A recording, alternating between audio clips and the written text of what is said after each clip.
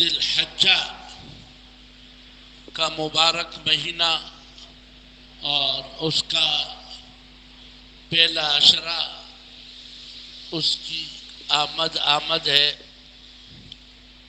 سعودیہ میں تو اور کئی عرب ممالک میں چاند ہو گیا ہے اور ذی الحجہ کی پہلی تاریخ ہے وہاں. ہمارے ہاں ممکن ہے آج یا کل جو اللہ کو منظور. آج 29 تاریخ ہے، ممکن ہے کل 30 ہو اور اس کا بھی امکان ہے کہ کل یکم ذی الحجہ ہو. گزشتہ جمعے کو عرض کیا تھا کہ یہ ایام اور اس کے اعمال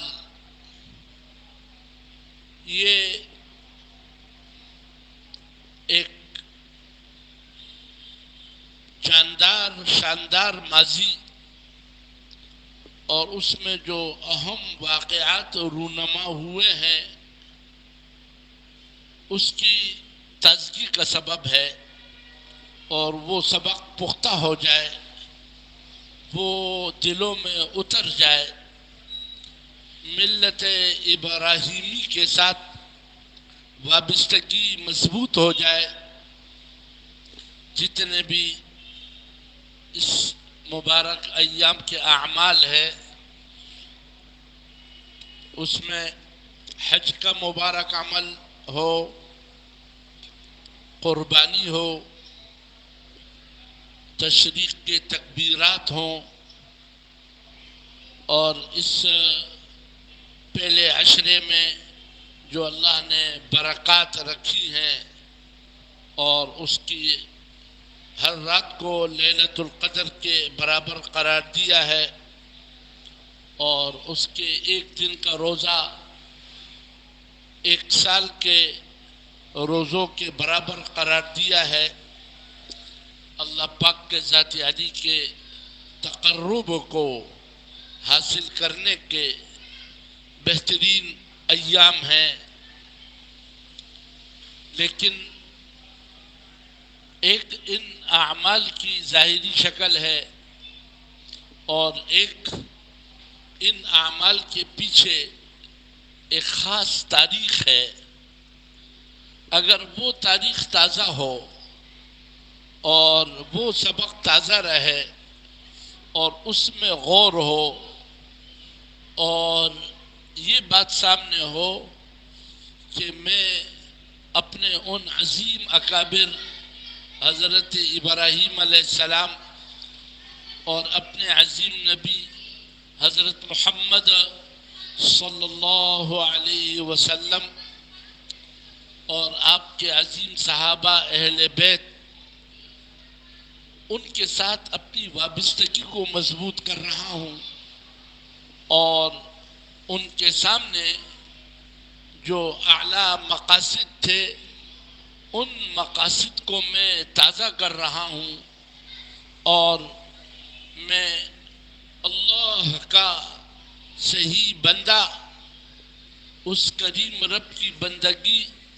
اس کی چاہت کے مطابق جس کے لیے نمونہ اللہ نے پیغمبر علیہ الصلاۃ والسلام کو بنایا ہے، تو اس کے عظیم طور طریقے اور آپ کی عظیم سنتوں کو سامنے رکھ کر اپنی پوری زندگی، اپنے عقائد اور اپنی سوچیں اور اپنا کردار، خلوت جلوت، اس سب کو میں ان عظیم شخصیات کے تابع کرتا ہوں اور وہ سبق تازہ ہو جائے.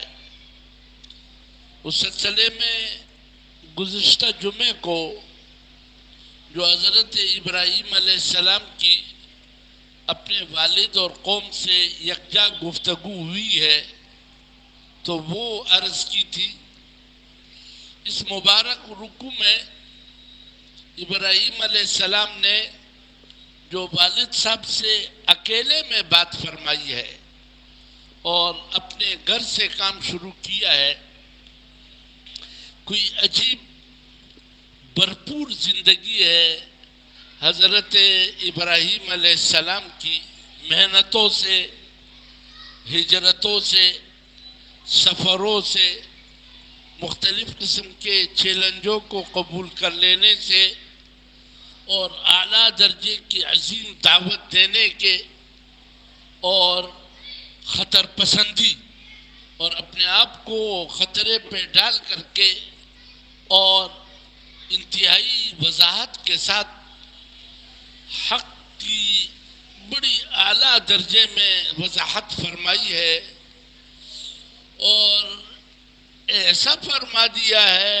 ایسی عجیب محنت فرمائی کہ اللہ نے ارشاد فرمایا کہ خود تو کی اور اپنے بعد کے نسلوں میں بھی اس کو جاری ساری کیا، جعلها کلمة باقیة فی عقبہ لعلہم یرجعون۔ ان کے بعد جو آنے والے انسانیت، مختلف امتیں وجود میں آئیں، ان سب میں وہ وصیت جاری ساری رہے اور قیامت تک وہ کلمہ باقی رہے، اور وہ حقانیت اور جس انداز سے اس عظیم انسان نے کام کیا وہ تازہ رہے۔ اس کے لیے تدبیر بھی کی، دعائیں بھی مانگی، محنت بھی کی، اور اللہ کی ان کے ساتھ مدد رہی۔ اور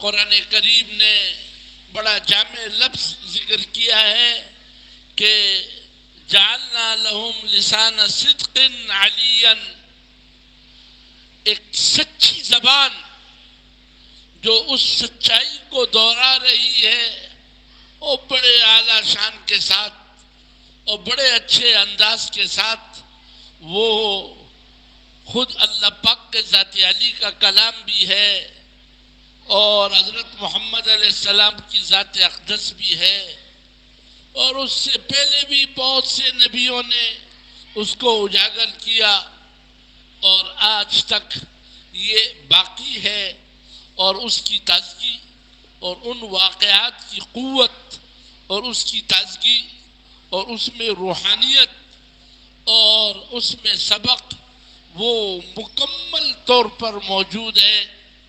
یہاں جو بالکل ابتدا ہے حضرت ابراہیم علیہ السلام کی اپنے گھر سے آغاز کیا ہے۔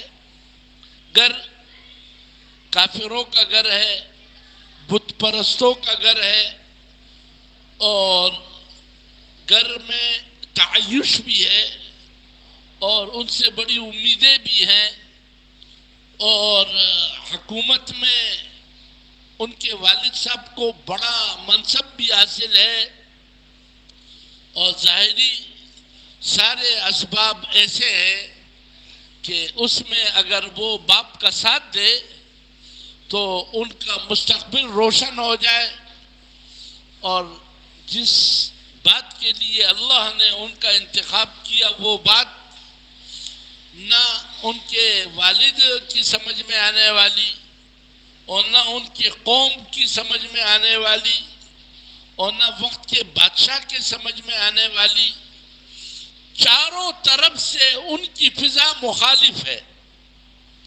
اور اس میں اس مرد مومن نے خالص اللہ پر یقین کر کے، اور جو اللہ نے ان کو آسمان اور زمین کے ملکوت کی سیر کرائی تھی، وَكَذَلِكَ نُرِي إِبْرَاهِيمَ مَلَكُوتَ السَّمَاوَاتِ وَالْأَرْضِ وَلِيَكُونَ مِنَ الْمُوقِنِينَ۔ اللہ کا بھی ان کے ساتھ ایک عجیب نظام رہا، اور اللہ نے فلکیات کا بھی پورا نظام، آسمانوں اور زمینوں اور اس کے پوشیدہ خزانے اور ان کی قوتیں اور ان میں جو طاقت اللہ نے رکھی ہے اور ان کے خواص اور اس کی قوتیں اور اس کے فوائد، وہ سب اللہ تبارک و تعالیٰ نے حضرت ابراہیم علیہ السلام کو ایسے پورے یقین کے ساتھ اس کا سیر کرایا اور اس کو سمجھایا کہ مخلوق کیا اور مخلوق کی قوتیں کیا، اور ان سب مخلوق کو لے کر چلنے والی ایک ذات قاہر جس کی قدرت اور جس کی طاقت ہے، اور یہ سارا نظام ان کے اوامر میں جکڑا ہوا ہے، اس کے پورے یقین کے ساتھ حضرت ابراہیم علیہ السلام کو آسمانوں اور زمین کے ملکوت اور ان کی قوتیں اور اس کے خزانے اور اس کے فوائد کو دکھایا، اللہ فرماتے ہیں، اور وہ پورے یقین کے ساتھ ہوا، اور وہ اس کا شاہد بھی بنا، اس کا داعی بھی بنا۔ اس لیے جب ان کی قوم نے ان سے کہا تھا کہ اجئتنا بالحق ام انت من اللاعبین، جس انداز سے بات کر رہے ہو، کیا یہ کوئی کھیل کود ہے یا واقعی کوئی پروگرام ہے، کوئی پیغام ہے، کسی حقیقت پر مبنی ہے؟ انہوں نے کہا میں کھیل کود کروں؟ نہیں، میں کھلاڑی نہیں ہوں، لاعب نہیں ہوں، میرے سامنے ایک پیغام ہے، بل ربکم رب السماوات والارض الذی فطرہن وانا علی ذلکم من الشاہدین۔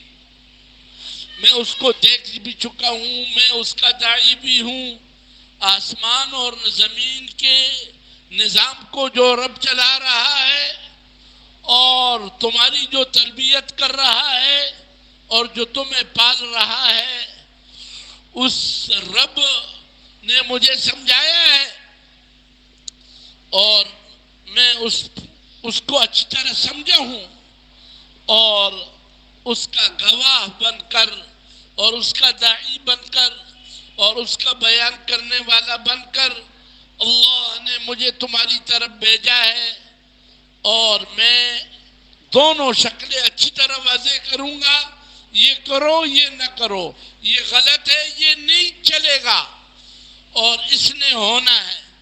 تمہاری بت پرستی اور تمہارے چاند سورج کی عبادت اور ستاروں کی عبادت اور مخلوق میں تمہارا گم ہو جانا اور خالق کو بھول جانا اور اپنے حاکم وقت کے سامنے جھک جانا اور اللہ پاک کے ذات علی کے اوامر کو چھوڑ لینا، اس کا کسی طرح میرے ہاں گنجائش نہیں، اور میں اس کا دشمن بن کر آیا ہوں۔ فَإِنَّهُمْ عَدُوٌّ لِّي، یہ میرے دشمن ہیں، مجھے اس سے گھن آتی ہے، مجھے اس سے چڑ ہے، میں یہ برداشت نہیں کر سکتا ہوں، میں اس سارے بت پرستی کے نظام کو تہ و بالا کر کے رہوں گا اور اس کا مقابلہ کروں گا۔ اور اس سلسلے میں جو تم اللہ کے غیر میں اٹکے ہوئے ہو، وہ چاہے بادشاہ کی قوت ہو، چاہے چاند سورج اور ستارے ہوں اور ان کی ظاہری چمک دمک ہو اور اس کی وجہ سے تم گمراہی میں مبتلا ہو، یا اور کوئی بت تم نے تراشے ہو اور اس کی عبادت میں لگے ہوئے ہو، میں اس سب کا اکیلے مقابلہ کرتا ہوں۔ اور اس سلسلے میں جو اس عظیم انسان نے کام شروع کیا ہے، سورۃ مریم کی ایک پوری رکوع اللہ تبارک و تعالیٰ نے اس پہ لگائی ہے، اور بڑے اچھے انداز سے حضرت ابراہیم علیہ السلام کا اپنے والد سے جو ان کی گفتگو ہے اور ان کی دعوت ہے، وہ بڑے اچھے طریقے سے اللہ پاک نے قرآن کریم کا حصہ ان الفاظ کو کہ ارشاد فرمایا وَاذْكُرْ فِي الْكِتَابِ إِبْرَاہِیم، کتاب میں تو حضرت ابراہیم کے قصے کو بھی ذکر کرو. یہ بڑے ایمان پر مبنی واقعہ ہے اور یہ ایک شاندار ماضی کی یادگار ہے، اور تم اس ملت ابراہیمی کے احیاء کے لیے بھیجے گئے ہو، اور آپ کی پوری امت اس ملت کے احیاء پہ لگے گی. اس لیے اس قصے کو، ابراہیم علیہ السلام کے واقعہ کو قرآن میں ذکر کیجئے اور آپ اپنے دل میں بھی اتاریے اور اس کے چرچا کرو، اس کا تذکرہ کرو اور اس کو دل میں اتارو. یہ بڑا ایمان افروز واقعہ ہے جس سے ایمان بڑھتا ہے، جس سے ایمان بنتا ہے، جس سے انسان میں غیرت آتی ہے، انسان میں جرأت آتی ہے، اور وہ خطر پسندی اور اپنے مفادات کو اللہ کے لیے اس کو قربان کرنا آتا ہے، اور اپنے مستقبل روشن کو خطرے پہ ڈالنا آ جائے، اور مختلف زمانے کے مختلف مریض جو مختلف مرضوں میں مبتلا ہے ان کا علاج ہو سکے. انہو کان صدیقا نبیا، ابراہیم علیہ السلام بڑے سچے تھے، صدیق تھے، سچائی کے پیکر تھے، سچائی کے داعی تھے، اور ان کا ہر حال وہ صدق پر مبنی اور سچائی پر مبنی. ان کا حال، ان کا قال، ان کی جوانی، ان کا بڑھاپا، تقریباً 200 سال کے قریب تک اللہ نے عمر دی تھی، بڑی عمر تھی، اور خوب محنتوں سے بھرپور اپنے لیے کام نکالنا ہے. ایسا نہیں ہے کہ بس ایک کام کر لیا، ٹھنڈے ہو گئے، بس ہے جی کافی ہو گیا. نہیں، جو ہی خطرات بڑھ رہے ہیں اتنے یہ بڑھتے جا رہے ہیں، جو ہی خطرات بڑھ رہے ہیں اتنا یہ بڑھ رہے ہیں، اور بڑھتے چلے جا رہے ہیں، کوئی رکنا ہی نہیں ہے، اور بالکل ایک عجیب انداز سے چلتے جا رہے ہیں. شروع گھر سے کیا ہے. اذ قال لأبی یا ابت لم تعبد ما لا يسمع ولا يبصر ولا يغني عنك شيئا. اے میرے محترم ابا جان، یا ابتی، اے میرے ابا، اے میرے ابا، یا ابتی، عبادت تو کر رہے ہو لیکن کس کے عبادت میں اٹک گئے؟ خالق کے ساتھ مخلوق کو شریک کیا، اور وہ ایسی مخلوق ما لا یسمع، جو سن نہیں سکتی، ان کے سننے کی قوت نہیں. ابھی آپ نے تراشا ہے، اور اس کے اگر کان بنائے بھی ہیں تو وہ کان سنتے نہیں. آنکھیں بنائیے لیکن لا یبصرو، وہ دیکھتے نہیں، نہ سنتے ہیں اور نہ دیکھتے ہیں. ولا یغنی عنک شیئا، اور کسی طرح آپ کے کام نہیں آ سکتے. ان میں حاجت روائی نہیں، اس میں مشکل کشائی نہیں، یہ دعا قبول نہیں کر سکتے، یہ کچھ کر نہیں سکتے، کچھ کام نہیں آ سکتے. اور یہ ایسا نہیں ہے کہ میں اپنی طرف سے اس کو گھڑ رہا ہوں. یا ابتی انی قد جاءنی من العلم ما لم یأتک فاتبعنی اہدک صراطا سویا.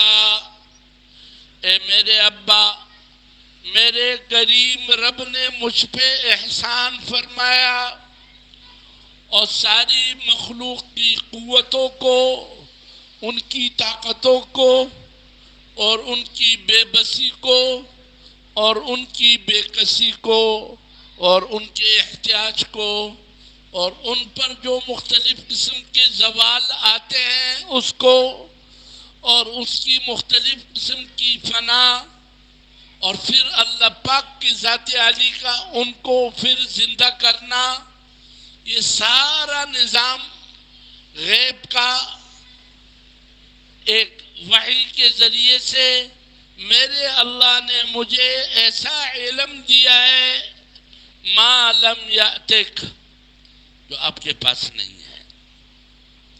آپ کا یہ سارا نظام فرسودہ ہے، یہ مخلوق کا بنایا ہوا ہے، اس کے عبادت کے طریقے مخلوق نے گڑے ہوئے ہیں۔ اس لیے اے میرے ابا، قد جاءنی من العلم ما لم یاتک، میرے پاس وہ علم ہے جو آپ کے پاس نہیں ہے۔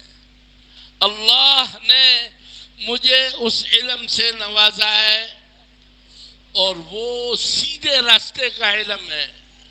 اے میرے ابا، فاتبعنی اہدک صراطا سویا، چونکہ اللہ نے دکھایا، اللہ نے بتایا، اللہ نے اپنے نظام کو سمجھایا اور میرا اللہ نے اس کے سمجھانے کے لیے انتخاب کیا۔ اے میرے محترم والد صاحب، آپ اس معاملے میں میری مانیے، اور جو راستہ سیدھا اللہ تک پہنچنے والا ہے وہ راستہ دکھاؤں گا، اور اس میں کوئی ٹیڑھا پن نہیں اور انتہائی واضح راستہ ہے۔ اے میرے ابا جان، اس معاملے میں آپ میرا مانیے۔ اے میرے ابا، لا تعبد الشیطان ان الشیطان کان للرحمن عصیا، ایک رحمانی نظام ہے، ایک شیطانی نظام ہے۔ رحمانی نظام کے علاوہ جتنا نظام ہے یہ شیطانی ہے۔ فماذا بعد الحق الا الضلال، یا حق ہے یا ضلال ہے، یا تو پورے حق کو تسلیم کر لو، سیدھا راستہ ہے، اور اگر اس سے ہٹتے ہو تو در حقیقت یہ جتنی شکلیں ہیں یہ شیطان کی ایجاد کی ہوئی ہے، اور اس نے یہ طے کیا ہے وہ انسانوں کا دشمن ہے اور وہ رحمان کا نافرمان ہے، اور اس نے طے کیا ہے کہ انسانیت کو جہنم کی طرف لے جانا ہے، وہ دشمن ہے۔ اس لیے اگر آپ رحمان کے اس نظام کو تسلیم نہیں کریں گے تو آپ شیطان کے عبادت کرنے والوں میں بن جائیں گے اور ان کے راستے کو اختیار کرنے والے بن جاؤ گے، جس کا برا نتیجہ یہ ہوگا کہ شیطان تو رحمان کا نافرمان، تو اس راستے پہ چلنے والا وہ اس کا دوست بن جائے گا، تباہی کے راستے پہ ہوگا۔ اس لیے یا ابتی انی اخاف ان یمسک عذاب من الرحمن، جب رحمان کے طور طریقے اور اس کے نظام کو چھوڑو گے، اس کا غیبی نظام آپ کی مخالف ہو جائے گا اور عذاب کے راستے بن جائیں گے، اور تو شیطان کا دوست بن کر وہ رحمان کا نافرمان وہ تو تباہ ہوا اور آپ بھی تباہی کی طرف چلے جاؤ گے۔ میرا جی یہ نہیں چاہتا کہ آپ تباہ ہو جائے۔ تباہی سے بچانے کے لیے میرے اللہ نے مجھے ایک واضح پروگرام دیا ہے، اس کو تسلیم کیجیے۔ والد صاحب کے سمجھ میں نہیں آئی اور اس نے سخت دھمکی دی۔ سبحان اللہ، اس دھمکی کو بھی اللہ نے قرآن کریم میں ذکر کیا۔ آج کا کوئی نافرمان باپ جو بیٹے کو شرک پہ تیار کرے، بیٹے کو غلط راستے پہ ڈالے، ڈانس پہ تیار کرے، کافروں کے طور طریقوں کی طرف متوجہ کرے، بے دین بنائے، سود کے کام کی طرف متوجہ کرے، بے حیائی کی طرف متوجہ کرے، ایسے سارے نوجوانوں کے لیے ایک پیغام ہے ملت ابراہیمی کا کہ سمجھو باپ کا بڑا مقام ہے، ضرور احترام ہے، لیکن لا طاعت لمخلوق فی معصیت الخالق. اگر باپ اللہ کا نافرمان ہو، مشرک ہو، بے دین ہو، کافر ہو، کافروں کا غلام ہو، کافروں کے طور طریقوں کو اختیار کر رہا ہو، اور بے حیا ہو، سود کا کھانے والا ہو، اور ملاوٹ کی طرف متوجہ کرنے والا ہو، اور قوم پرست ہو، اور بے دینوں کا ساتھی ہو، تو آج کے اس غیور بیٹے کو متوجہ کیا جا رہا ہے کہ یہ سبق بھی یاد کیجیے. اور باپ اگر یہ کہے راغب انت عن آلہتی یا ابراہیم، ابراہیم آپ نے تو میرے سارے معبودوں سے اعراض کر لیا، اس کے مخالف بن گئے ہو، یہ کیا کر رہے ہو؟ میرے معبودوں کے مقابلے پہ آئے ہو اور ان سے تم نے رخ موڑ دیا ہے اور اسی کے رد میں لگے ہوئے ہو اور اسی کو سمجھا رہے ہو. لَإِن لَّمْ تَنْتَهِ لَأَرْجُمَنَّكَ،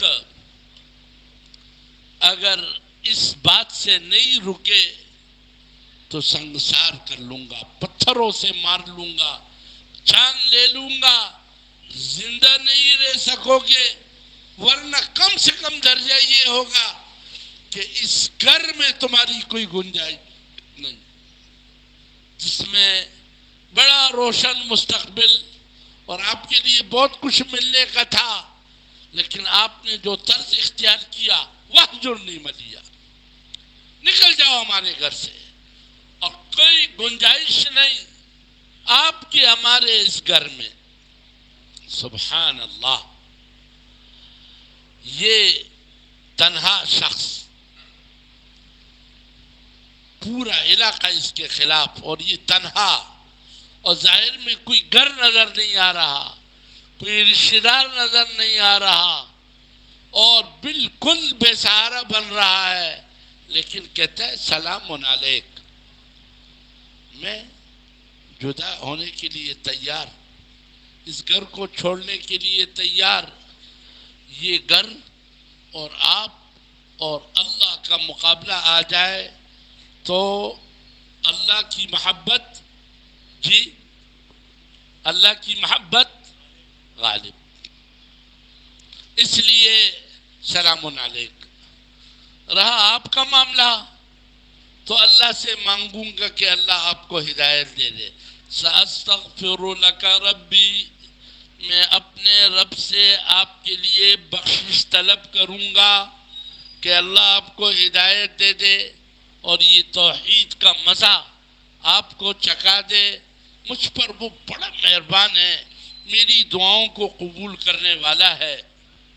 باقی رہا کہ یہ تمہارے عہدے، یہ منصب اور یہ روشن مستقبل، اعتزلکم وما تدعون من دون اللہ وادعو ربی عسى الا اکون بدعاء ربی شقیا. آپ کو، آپ کے ان معبودان باطلہ کو، اس سب کو میں اللہ کے لیے چھوڑتا ہوں، اپنے آپ کو خطرے پہ ڈالتا ہوں، اور وہ دیکھ رہا ہے، اور مجھے یقین ہے کہ میرا رب مجھے محروم نہیں کرے گا، چونکہ انہوں نے یہ راستہ بتایا ہے اور میں اس کی طرف بلانے والا ہوں اور اس کے لیے اپنے آپ کو خطرے پہ ڈالنے والا ہوں. سبحان اللہ. اللہ فرماتے ہیں کہ پھر ہماری بھی عطاؤں کا معاملہ بڑا عجیب رہا. اگر خلیل وفادار تھا تو اس کا رب جلیل اس کی وفائیں اور اس کی عطائیں بھی بڑی عجیب تھی. فلما اعتزلهم وما يعبدون من دون اللہ، جب انہوں نے باپ کو اور ان کے معبودان باطلہ کو چھوڑا اور اپنے آپ کو خطرے پہ ڈالا، ظاہر میں تو یہ لگا کہ یہ ختم ہوا، لیکن ختم نہیں ہوا. ہم نے ان کی نسلوں کے باقی رہنے کا فیصلہ کیا. اس اپنے آپ کو یہاں سے خطرے پہ ڈالنے پر ہمارا غیبی نظام اس کے موافقت میں آیا، اور ایسا آیا اسحاق جیسا بیٹا، سبحان اللہ، اسماعیل جیسا بیٹا، اللہ اکبر، یعقوب جیسا پوتا، یوسف علیہ السلام جیسا پوتا، اور آگے سلسلے چلے. کہتے ہیں کہ حضرت اسحاق علیہ السلام جو ابراہیم علیہ السلام کے بیٹے، تقریباً بنی اسرائیل کے 70,000 نبی ان کی اولاد میں پیدا ہوئے. اولادوں تک کا رخ تبدیل کر دیتا ہے، نسلوں تک کا رخ اللہ تبدیل کر دیتے ہیں. اللہ اکبر. وہ بڑے وفادار ہیں، وہ بڑے عطا کرنے والے ہیں. اور حضرت محمد علیہ السلام کی بیبو جد امجد اور حضرت اسماعیل علیہ السلام کی بیبو والد. اور ایسا ہم نے کر دیا کہ وَوَهَبْنَا لَهُ إِسْحَاقَ وَيَعْقُوبَ، ہم نے اسحاق اور یعقوب اور آگے یوسف علیہ السلام اور ادھر اسماعیل علیہ السلام اور حضرت محمد علیہ السلام. ایک جگہ پر اللہ نے فرمایا وَمِن ذُرِّيَّتِهِ داود وسلیمان وأیوب ویوسف وموسیٰ وہارون. سبحان اللہ. وَكَذَلِكَ نَجْزِي الْمُحْسِنِينَ وزكريا ويحيى وعيسى وإلياس كل من الصالحين وإسماعيل واليسع ويونس ولوطا وكلا فضلنا على العالمين. یہ ساری ان کی اولاد ہے. سبحان اللہ. ایک ایک کی شان، ایک ایک کی ایک عظیم تاریخ، اور ایک ایک کی ایک ایسی بھرپور زندگی، اور اتنے اچھے ان کے واقعات. سبحان اللہ. یہ کس پر ہوا؟ فَلَمَّا اعْتَزَلَهُمْ وَمَا يَعْبُدُونَ مِن دُونِ اللَّهِ، جب انہوں نے اپنے آپ کو خطرے پہ ڈالا، باپ اور ان کے غلط طور طریقے اور حکومت کے غلط طور طریقے اور قوم کے غلط طور طریقے، ان کو تھوکا اور ان کو لات پہ مارا اور اس کو چھوڑا اور اس سے الگ تھلگ ہو گئے، تو ہم نے ان کو اسحاق اور یعقوب دیا اور ان کو نبی بنایا، نبی بنایا، نبی. سبحان اللہ. بڑا مقام. وَوَهَبْنَا لَهُم مِّن رَحْمَتِنَا، اور اپنے خصوصی رحمت کی بارش کی ہم نے اس خاندان پر. رحمت ہی رحمتیں، رحمتیں ہی رحمتیں، یہاں تک کہ جعلنا لہم لسان صدق. ان کے بعد ان کے ان اچھے اور سچے واقعات کے ذکر کرنے والے لوگ ہم نے پیدا کیے، قرآن کریم کا حصہ بنایا، تورات میں اس کا ذکر کیا، انجیل میں اس کا ذکر کیا، نبی ان کو کہتے گئے. اور مسلمانوں کی اس امت کی، سبحان اللہ، نماز پوری نہیں ہوتی جب یہ نہ کہہ دے اللہم صلی علی محمد وعلی آل محمد کما صلیت علی ابراہیم وعلی آل ابراہیم انک حمید مجید. اللہم بارک على محمد وعلى آل محمد كما باركت على إبراهيم وعلى آل إبراهيم إنك حميد مجيد. بڑا عجیب پیارا درود، بڑا جامع درود، نماز کا حصہ. سبحان اللہ. اللہ والوں کے، اولیاء کے، صحابہ کے، اہل بیت کے نمازوں کا حصہ، اور اس میں ان کا تذکرہ، اور یہ سچی زبانوں سے یہ اچھی دعائیں اور یہ اچھے تذکرے اللہ نے جاری ساری فرمائے.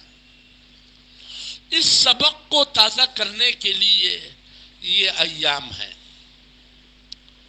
اس میں ایک طرف ہمیں اس طرف بھی متوجہ کیا گیا کہ قربانی کی تیاری کرو، اور قربانی کا نسب اس کے ساتھ ملتا ہے، حضرت ابراہیم اور حضرت اسماعیل علیہ السلام کے ساتھ. ایک خاص سبق ہے، انشاءاللہ اس کو بھی عرض کریں گے.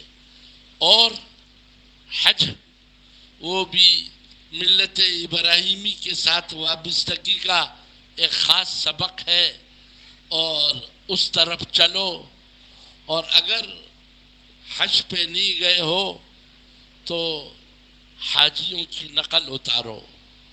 قربانی کرنے والوں کے لیے کہا گیا کہ اس عشرے میں جب سے یہ شروع ہو جائے تو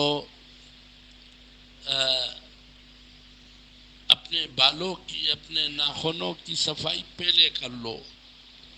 اور آج رات کو شاید شروع ہو جائے یا کل. یہ ایام تکبیر و تحلیل کے ایام ہیں.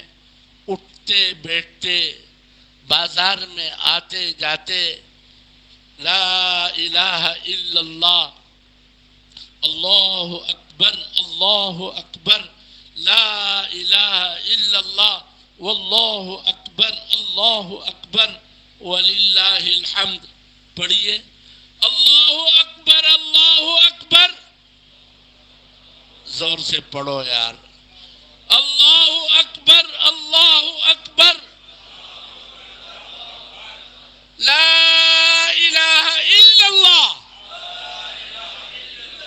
اللہ اکبر، اللہ اکبر،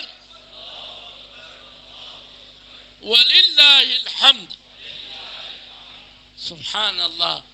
ادھر منا میں اس حج کے ایام میں ایسے زور سے یہ مبارک کلمات اور اس کی گونج ہوتی ہے. کبھی یہ کلمات، کبھی سبحان اللہ و بحمدہ، سبحان اللہ العظیم، سبحان اللہ بکرۃ و اصیلا، الحمد للہ حمدا کثیرا، سبحان اللہ بکرۃ و اصیلا، اللہم صلی علی محمد. اس کی گونج ہوتی ہے. تو بھائی ہم بھی اٹھتے بیٹھتے، بازاروں میں بھی اور گھروں میں بھی، اور وہ یوم عرفہ 9 ذی الحجہ سے تو ہے ہر نماز کے بعد، لیکن ویسے بھی اس مبارک عشرے کو تکبیرات سے اور تحلیل سے اور تسبیح سے اور رات کے تہجد سے اور دن کے روزوں سے اور قربانی کی تیاری سے اور اس کی خدمت کر لینے سے اور ملت ابراہیمی کے ساتھ اپنی یہ وابستگی پختہ کر لینے سے، اور جتنی شرک کی بیماری ہے اور اللہ کا غیر جو مختلف شکلوں میں گھسا ہوا ہے، اس سے صفائی اور اپنے دل اور یقین کا صاف کر لینا، اور اللہ پاک کے ذات علی کی قدرت اور اس کی قوت طاقت پہ غور کرنا اور اس کی طرف متوجہ ہونا اور اس کا یقین، اس کے لیے یہ مبارک ایام ہے. اور اس ملت کا یہ سبق ہے جو نقطہ آغاز ہے ابراہیم علیہ السلام کا اپنے گھر سے. قوم سے جو گفتگو کی تھی گزشتہ جمعے میں آئی ہے، بات پہنچی ہے بادشاہ کو، پھر بادشاہ کے دربار میں بھی گئے ہیں اور وہاں بھی بات کی ہے. انشاءاللہ اس کو بھی عرض کریں گے. اور قوم سے بھی باتیں کی ہیں بڑی زبردست قسم کی.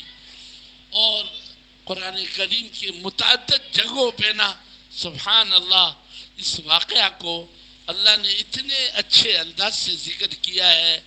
چاہیے ہمیں کہ ان ایام میں حضرت ابراہیم علیہ السلام کا یہ مبارک واقعہ قرآن میں جہاں جہاں مذکور ہے، سورۃ مریم میں، سورۃ انبیاء میں، سورۃ صافات میں، سورۃ شعراء میں، سورۃ بقرہ، سبحان اللہ پہلا پارہ جو ختم ہو رہا ہے اس میں، اور دوسرا پارہ جو شروع ہو رہا ہے اس میں، سبحان اللہ ایک عجیب انداز سے ذکر. اور چوتھے پارے میں حج کے سلسلے میں ملت ابراہیمی کا تذکرہ. اللہ اکبر، کاش ایسی شکل ہوتی کہ ہمارے دروس اس کے ہوتے اور ہم قرآن کریم کے اس حصوں کو پڑھتے اور اس پر غور کرتے اور اس کا ترجمہ آتا اور وہ نمازوں میں پڑھتے اور اس کو تازہ کرتے اور اس کو دلوں میں اتارتے. واہ کیا عجیب ان ایام کا یہ مشغلہ اور یہ پکا اچھا سچا سبق. اللہ پاک اپنے فضل سے ہمیں اپنے اوقات کو قیمتی بنانے کی توفیق دے اور اللہ پاک اپنے فضل سے حق کے غلبے کے لیے ہمیں قبول فرمائے. وآخر دعوانا الحمد للہ رب العالمین.